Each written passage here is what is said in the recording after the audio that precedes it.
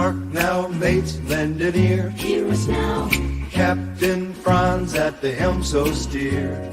Gather round the partnership's deck. Schrepf's command. Tales from the leaders of the partnership train. So we chant by the podcast glow. Through veritable seas to boxes flow. Dar dive. Hoist the sail. All right, welcome everybody for another episode of The Partnership. Today we're going to talk about scaling with the Google Cloud ecosystem, and I'm super excited to have Bogdan Petrescu here, who is not just an expert on like the Google Cloud ecosystem, but on pretty much everything partnerships related. Like Bogdan and I actually met, I think, 2 years ago for the first time when I posted in the Partnership Leaders Slack channel about OEM partnerships, and Bogdan was there like, oh yeah, I can talk about OEM. And then right afterwards, I asked another question about strategic alliances, to which Bogdan also said, like, oh, I can also talk about that. And so you kind of become like the go-to person for me for anything, wherever I want to work with like a big, scary partner or a very complex partnerships deal. So this episode has been like long overdue. Oh, you're mute. It's a pleasure, Franz. Thank you for the kind words, and yeah, super stoked to be on with you today. Yeah. So this topic is something which has come up like on every single meetup we've hosted so far. Like every time we meet in person, all the partnership leaders want to talk about one topic, and that is selling with cloud marketplaces. And so you're an expert on that. This is a sneak peek to your talk at Catalyst in 2 weeks, which I'm very excited about. So let's start with like the very basics here. Like, what is a cloud marketplace? Yeah, so you've probably heard about Azure's marketplace and AWS and Google's, of course. Basically, these hyperscalers, they wanted to give their customers a way to purchase third-party services, but have it align with their account with the actual cloud provider. The benefit, or one of the main benefits of the cloud marketplace, is when customers commit to one of the hyperscalers, they say they're going to spend $50 million over 5 years. Sometimes it's very difficult for those customers to actually retire that entirely with first-party services from the cloud itself. And so the ability to actually purchase these third-party services through that marketplace allows them to draw down on that commit. It's also very beneficial for the sellers of the hyperscaler because they can sell that customer a new commit when it gets retired by these first and third-party services. And so it's become a pretty integral buying channel for a lot of companies that are running on these clouds, whether they're committed or not. Got it. So, as a startup, when I started my first company, we got like we got $100,000 worth of AWS credit. Like that is the same credit we're talking about, right? This is like the budget you get allocated, where it's like you can spend $100,000 with the Google Cloud, for example. And then if you don't spend your $100,000, like what are you going to do with it? Like, is it going to expire? Or are you going to purchase third-party services with that? So I don't want to make up something here. So I'm actually not sure if you can like spend credits necessarily on the third-party services. You can definitely use those credits to run the third-party services though. And I think one of your questions here in a bit is, what are the ways to kind of work with the cloud marketplaces and initiate these co-sell motions? There are some solutions on these clouds that run within the customer's tenant. So their project, in the case of Google. In that case, the infrastructure is consumed as if it was to support a first-party product. And so you can use those credits for the consumption itself. I'm just not sure if you can actually use it to purchase the licenses of the product of the marketplace, if that makes sense. Got it. Yeah, it's something which I talked about with the AWS team actually recently. I think it's possible on their side, but I don't know if it's possible on the Google side. So that's something we should definitely look into another time. Definitely. Yeah, I'm so fascinated with like cloud marketplaces because at Hopin, like we've had several of them reach out to us. Like we had Google Cloud and AWS and a couple others, especially when Hopin was like at the peak, reach out to us and ask whether we want to like list on their marketplaces, when we want to co-sell together, etc. But it always struck me as like a weird one for us because it didn't feel like our buyer would be going to a cloud marketplace. Like our buyers were marketing teams. And it didn't feel like the marketing team would then go like, you know what, let me check out which one of these tools actually partners with, our cloud provider. Like that didn't seem like a real, use case. So I'm curious, like what type of company should partner with these cloud providers? Like who is the ideal type of startup? Yeah, totally. So there's hold on, it's just one sec. Had to tell my daughter to not, try not be too loud. And she goes, I'm not She talking. can come in and say hi. This is Um, a family-friendly show. I love it. So we're taking her to Hawaii, to your background there here soon. So Oh, that's nice. we've got a couple vacations planned there to get her involved. But yeah, so in terms of who should partner or when you should think about partnering and co-selling with the cloud providers, first thing you have to really it's a prerequisite or a requirement is, does your product actually run on those clouds, right? Again, it can be a SaaS model where the consumption happens completely within your company's tenant, or it can be what Google calls a VM model, which is the consumption runs completely in the customer's tenant. Either way, what incentivizes those clouds to work with you is you driving consumption on their platforms, right? So that's kind of step number one is, if your product, whether it's SaaS or VM, only runs on one of the clouds, you don't really want to partner. You really can't even partner with the other two because that does kind of become a hard requirement. I think the second piece is in terms of choosing your focus. So if you run on that cloud, you can be a part of their cloud marketplace. There's no massive barrier to entry aside from just building the listing and basically starting a go-to-market with them. However, you mentioned a very solid point there, Franz, which is, and I saw this actually firsthand at a company I used to work at that sold API integrations. You want to think about it to initiate a co-sell motion. Will the field care about my product? Is my product something that the cloud field is speaking about with these end prospects of my companies? If the answer is no, i.e. for like API integrations for, let's say, email software, you're going to have a really tough time, right, getting attention from the field. You mentioned the OEM piece as well, Franz, and I think it applies there too. I used to work with SAP. They embedded the entire platform of a company I used to work at. The integration was solid, documentation, assets, all of that stuff.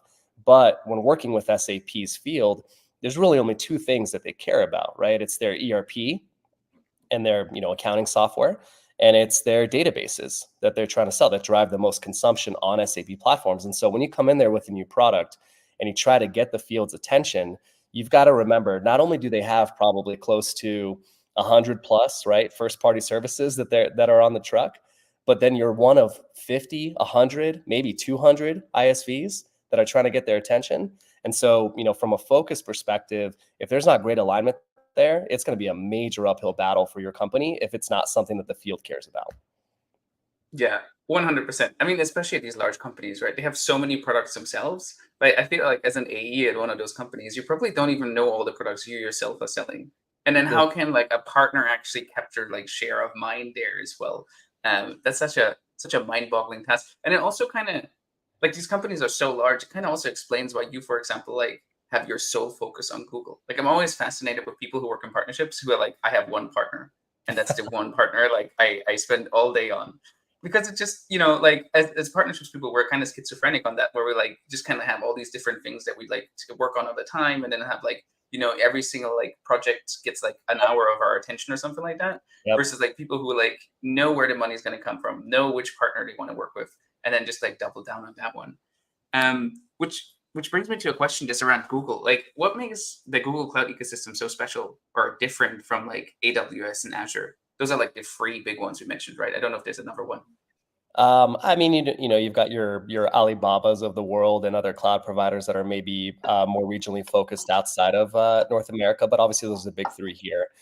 I would say, they're the way that they're different is that they're just newer to the game. Obviously, as everyone knows, they're growing the fastest, right, out of all three, but that's because they've got a smaller base to kind of grow upon. With that kind of newness, if you would, relatively to the market, what I see from Google, and I have worked with AWS pretty extensively as well, what I see is just more of a, to me, and I'm a little bit biased because I've been working in the Google ecosystem for, the past 5 years now, but I love co-selling with their teams. Like if you approach Google with a deal, again, it's got to be a product they care about and it's got to drive consumption for them. But if you check those two boxes and you're part of the marketplace, I mean, there's been maybe one or two times where, there's a co-sell deal that we're working on where I want to get the Google team involved, whether it's before we actually even speak with the prospect, or maybe we've had a couple conversations and we know that they want to deploy on Google. There's been maybe one or two times where like I didn't get a response from the Google team, or one or two times where we connected with them and they weren't helpful, or they didn't try to offer their help. Not saying that the other clouds are not helpful, but just what I've seen from Google is an extremely consistent response and willingness to work and get creative with you. Again, you're always going to be up against, the challenges we described earlier, which is, this is one deal of very many. You're one partner of very many. It might be one customer of many of theirs if they're not like a key account director working on like one enterprise account. So you've got to always kind of take that into account and when you're setting your expectations. But just the co-sell efficiency with Google and responsiveness and support has been tremendous. Where it's not, and another area I guess where it's kind of different is, and this could be good or bad, is they're not as mature, right, as AWS and Azure and selling through the marketplace. You look at AWS and Azure and what they're transacting in terms of like gross marketplace value, it's insane, right? And Google's getting up there for sure, and they're growing, again, probably the fastest growing. But with that, their processes and co-sell methodologies and way that they engage with their partners overall is not going to be as by the book, right, as you would maybe see with AWS or Azure. Now, again, I say that could be a good or a bad thing, right? It could be a good thing in the sense of you can get creative, you can engage these folks in a more streamlined manner than having to jump through several hoops, right? That might be present in some of the other marketplaces. It can also be a bad thing though, because sometimes you don't know where to navigate. And unless you know the ecosystem pretty well, it's like pretty easy to get lost or not figure out like, oh, who should I be working with to, do this marketing thing or to do this business development campaign, or, who's going to help me do X, Y, and Z. With AWS and Azure, that might be more defined, right? Also, and this is personal experience from my company, not to say that this is true for every company, because that would be a crazy statement, but what we've seen is that AWS and Azure are pretty open to giving like large amounts of MDF, marketing development funds, right, to build kind of the joint story and the marketing and co-sponsor events and things like that. Now, we do get MDF from Google for sure, and it's extremely appreciated, but just in terms of like the monetary amounts, it seems like those other clouds have a little bit more funding to go around for these partners, probably because they've been doing it for longer and they've built up, a larger kind of nest egg in terms of how they can invest in growing these partners proactively and through these marketing funds. So again, kind of a double-edged sword, but just the efficiency and the responsiveness and just the willingness of the Google field to engage, in my opinion, is tops. Yeah, it's so interesting because it's like, even at this large scale, a classic like contrast between the maturity of the both partner programs, or all these partner programs, it seems, because like whatever you don't have in funding, you need to make up in responsiveness, and responsiveness wins. Like Olga Lykova, we had her recently on the podcast, and I know you know her very well from Workspot. She had these like 10-minute SLAs. She talked about on the call. Yeah. You can actually comment on whether they're real and how you implemented them. I don't know. It was 10 minutes. I thought it was just immediately or you're fired. Just kidding, Olga. But it was rightfully an aggressive approach, because I mean, the more responsive you are, the more work that you can take off of the the field's plate and your partner folks' plate. The more they're going to engage with you and rely on you to drive the business together. 100%. Yeah, and it's so important. Like, you're going to work with whoever is easiest to work with. And so it seems like this is a winning strategy for Google right now, that they are the most responsive, right? Like, they might not have the MDF, etc., but all of that is not as important to you as actually winning business together. Like, it's nice to get a big bucket of money once in a while to spend on marketing activities, but if it doesn't result in business outcomes, it doesn't matter. That's right. I mean, I do have another question just around like how these MDFs work. Mm-hmm. Just because, like, in my mind, like, that's something which you as a like partner kind of control, and then the other partner chimes in on like, hey, I want to spend this money on, for example, a trade show or something like that, and then you go together. But it seems like with these large companies, like, they might just hand them over to you and say like, here's MDF, and like spend them in marketing activities. Or how do you manage those incentives? So recently, when I've submitted with MDF across my last couple of companies with Google, it's been you define it out. And what I really like about what Google does is there's two ways to kind of define the MDF that you're seeking. One is kind of traditional MDF. So, you run a webinar, you run an event, You submit them your invoice and they pay half. Is how Google's MDF works. Is they cover half of the total activity. The other way that they do it, which we've been taking the approach for most of our MDF submissions recently, is what's called pipeline performance funds. And so it's similar to MDF, but so they give you money to run an event or a campaign, a webinar, whether led by BD on either side, or however you want to kind of define it, either from building or accelerating pipeline. And instead of just like submitting an invoice once you've completed your event, instead it's actually based on pipeline that you're developing from those events. And so when you register opportunities, with your partner, that you actually align them with that campaign and that MDF, and they give you the MDF, they release the funds once you've hit your pipeline goal. And the reason I really like that is it keeps both sides accountable, right? Google's funding these things, and our company is actually executing these things and actually building the pipeline that we said we would, as a result of them granting us that money. So it's really a win-win. And it, to your point, Franz, it aligns with the key metric of we're driving pipeline with this thing or actually closing the pipeline. Interesting. I mean, partnerships are a lot about managing risk, right? Like the whole idea of partnering is like, oh, it's really risky to do this alone. Let's like do this together and then share the rewards and share the risks together. It seems like with the pipeline goals, though, like a lot of the risk is being transferred onto you. Uh-huh. As the smaller partner versus Google as the larger partner, even though the larger partner would be able to stomach those risks potentially better, right? But then they don't have as much control over the execution as you have, right? So there's probably like a balance here, but like how do you get your executives on board with this approach? I feel like if I was a CEO, I would much prefer that Google just pays half of the activity and that's it, rather than us having to hit some goals. Totally. I think with your executive team and just with just aligning to your other business units in general, right? You think about marketing, you think about business development, of course, sales teams. The goal is when you're submitting for these, MDF or PPF, is to have all those groups aligned, right? And say to them, hey, Google is going to help sponsor this event. It's becoming one of our main campaigns for the second half. I'm actually doing this right now with the Google customer community, which is one of the campaigns and events that we've been investing in for the past couple of years. And so we go to those teams and you say, hey, here's the event. Here's what's going to be required from all these different groups to make it successful. And, here's what we get if we are successful in terms of some of these funds back through the program. And so just, it goes back to, the age-old adage of communication is really everything, and, communicate everything multiple times, right? Just to make sure that people are aligned with your vision. You have sponsorship from your executive team. One of the nice things too, to your point about kind of risk, not to get too tactical here, but one of the cool things is because of the relationship and foundation that we've built with Google, we get a lot of inbound from them.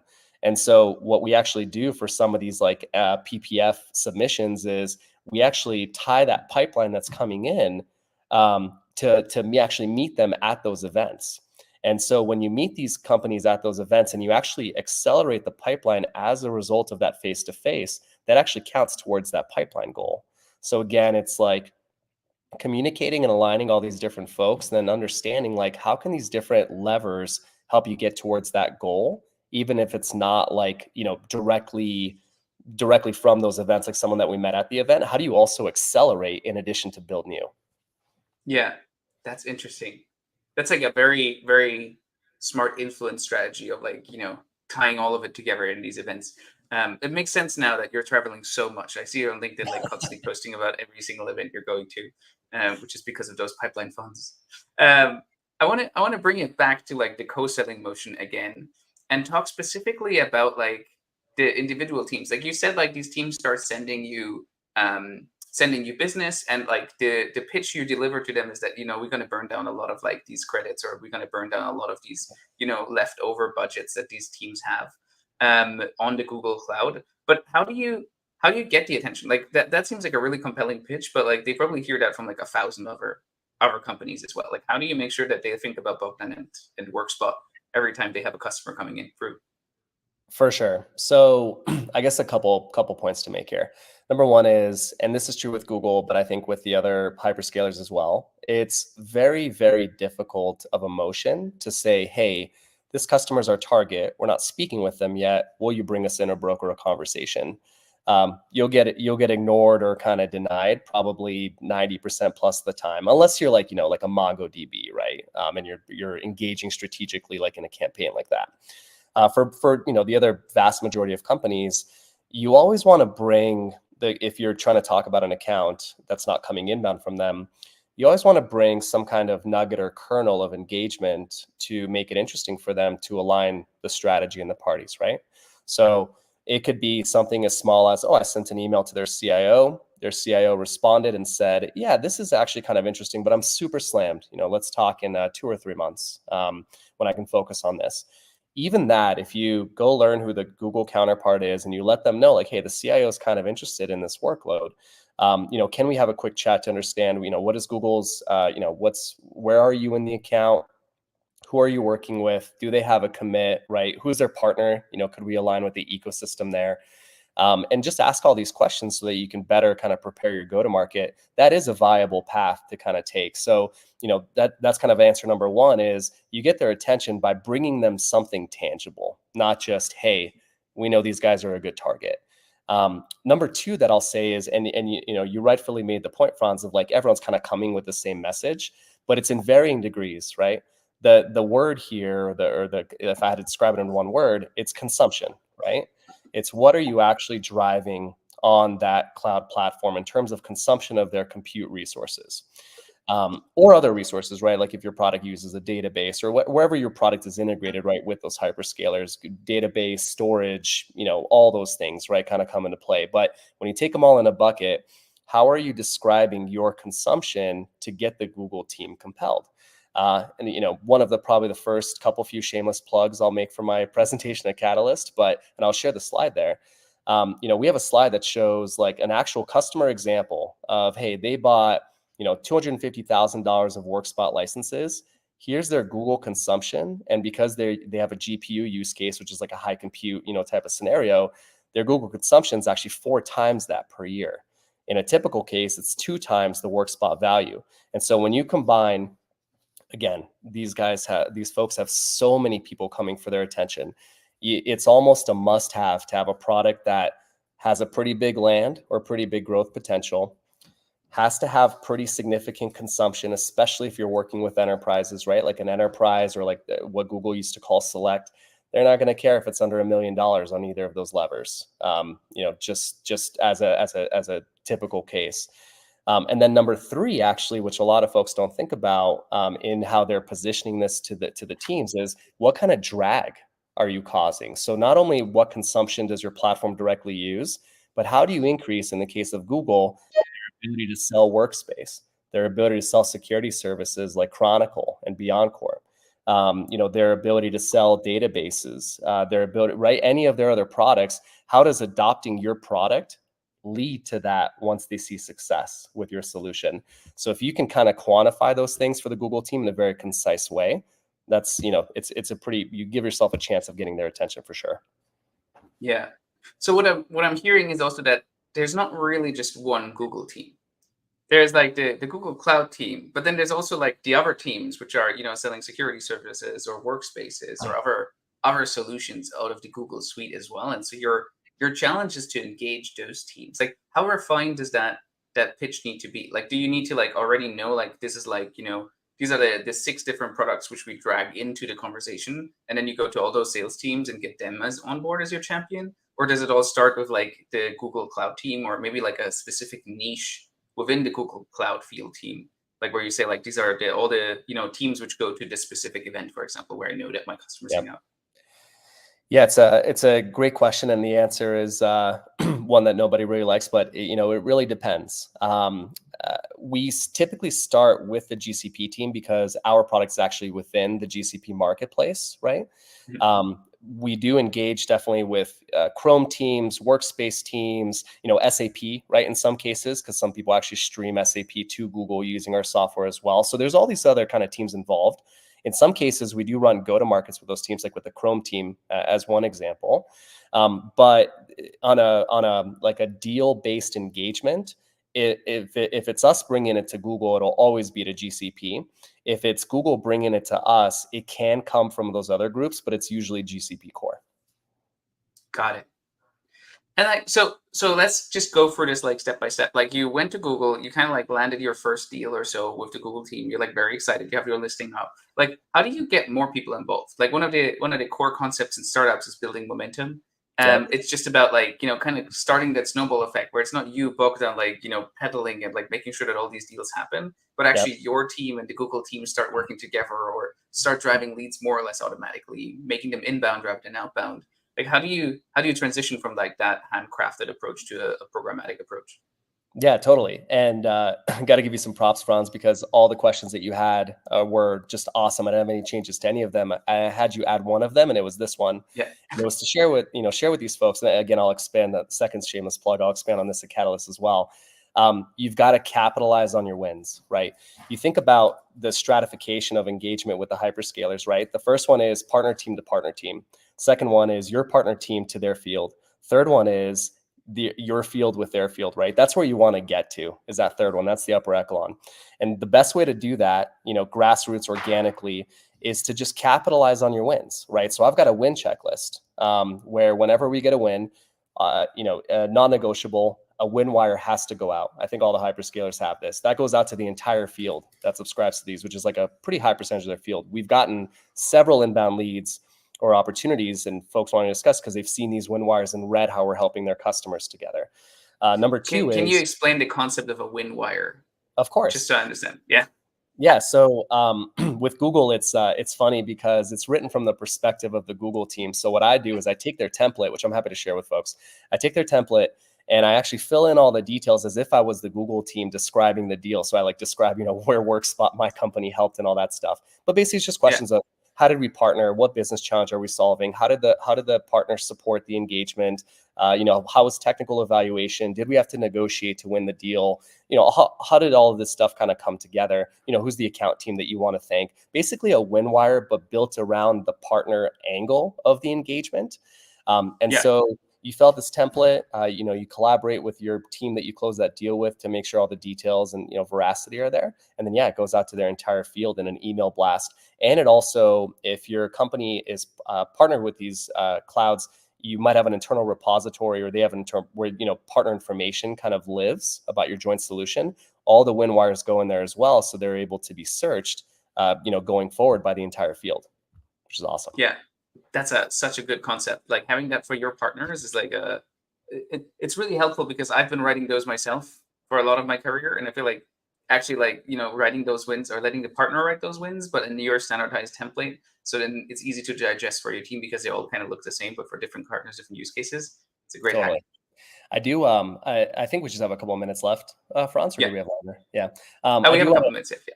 I do want to finish on this point, though. So in addition to the win wire, you've also got to think about how do I meet the leaders of the teams that we worked with to bring this deal in? It has to be kind of substantial, right? Like you might not get their attention if it's a $10,000 deal, for example. But if it's a nice deal, go meet the managers of those teams. And then when you meet those managers, you ask them, hey, can I take 15 minutes, 20 minutes on a team call to share the story of how we won this engagement and how we're driving consumption on Google? That to me is also a non-negotiable. And typically the teams are very open to doing this. The third lever there is how can we think about something public? So you think about the different parties here. It's, yourselves, obviously, the customer, Google Cloud, but also partners that may be involved, right? So in the case of my company, we're working with NVIDIA, NetApp, other folks. How can you find these like 3 or 4 way kind of customer success stories that you can leverage those large organizations' marketing engines to get out there? And so, props to Olga. A lot of these techniques actually come from her, and I learned from her. But that, those taking advantage of your wins, and even if it's not a win yet, but let's say you're in pilot with a customer, right, or like a later stage pilot, good collaboration with that team. Ask them at that point, right? Just assuming it'll close, or even if it doesn't close. Because to get teams' attention, right, to build organic field visibility, it's very difficult to just ask them for time as one of the hundreds or maybe thousands of partners, right? But when you're building that request and you're telling the story around a win, it becomes insanely easier. And that's what I found is like the number one way to get as much grassroots traction as possible. Yeah, that's so true. And it's It's kind of obvious when you now mention it, but I feel like too often, like you go in with like a lunch and learn presentation. Once you list it on the app marketplace, you're like, oh, we're on the app marketplace. Now let's like, start promoting it into teams, and you go on a team call and you explain like, this is Workspot, this is Google Cloud, this is what we do, this is how it could work together. And like, that's probably too premature. Like in reality, the right thing to do is like pick one or two people, like make them successful, make them win, and then make them shine. Make them like, shine in these presentations, show like this is how we can win together because we've proven that that works. And that also has a lot more credibility than just like a arbitrary lunch and learn session where it's like, hey, this is Workspot, let me tell you about it. And no one's paying attention anyways. And they're all shoving the burritos in their face. Yeah, Jeremy Julius. Thank you for joining, Jeremy. He says win wires are a great idea. I just like the framing of it as well. Like we have like customer success story, whatever. It just doesn't sound the same. Like calling it a win wire is just a whole different experience. Bogdan, I know you're busy, and I want to make sure that we finish on time. But before we leave, what would your one piece of advice be for anybody who's looking to partner with the Google Cloud ecosystem?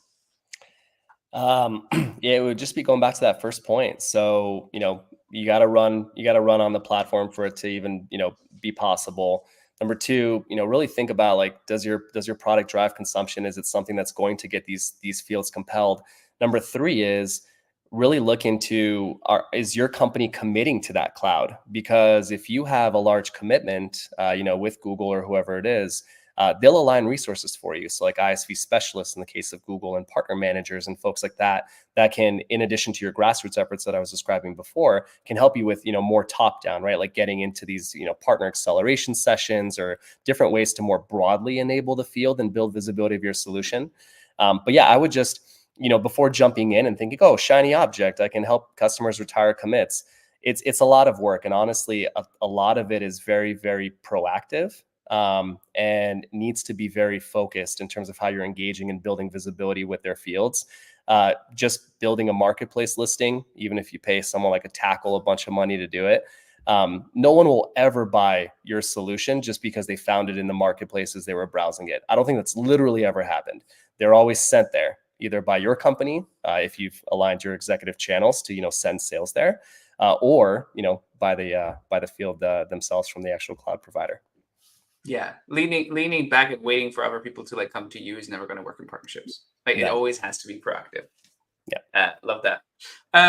Cool. Well, this is it for another episode of the partnership. Thank you so much for joining, Bogdan. We'll be off in 2 weeks because we're both at Catalyst, where we'll both be speaking, which I'm pretty excited about. And if you as an audience member are missing these live streams next week or in the next 2 weeks and feeling like, oh, I wish I could like watch a live stream about partnerships, like fear not. I talked with Asher, the CEO of Partnership Leaders, and he said that they'll actually live stream the Lightning Talk stage, the one where Bogdan and I will be speaking, for the Partnership Leaders community as well.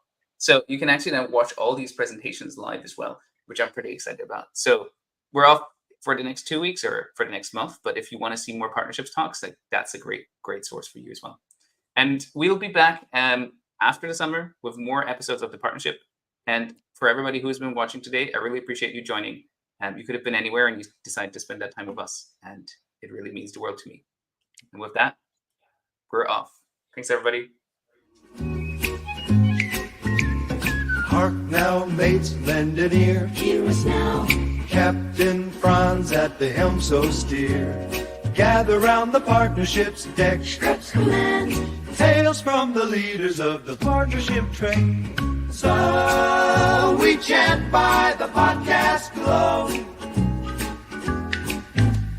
Through wearable seats to boxes flow. Dar-o-die. Hoist the sail.